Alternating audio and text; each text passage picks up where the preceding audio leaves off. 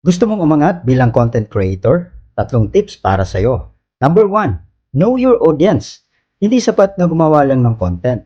Dapat tugma ito sa interes at pangangailangan ng target mong viewers. Obserbahan kung anong klase ng post ang mga pinapansin nila at i-adjust ang style o format nito batay doon. Number 2, consistency at quality over quantity. Mas mabuti ang regular na pag-upload ng maayos at valuable na content kaysa madalas pero bara-bara lang. Ang consistency ang magpapatibay ng brand mo, habang ang kalidad ang magpapabalik sa tao. Number 3, makipag-engage at mag-adapt.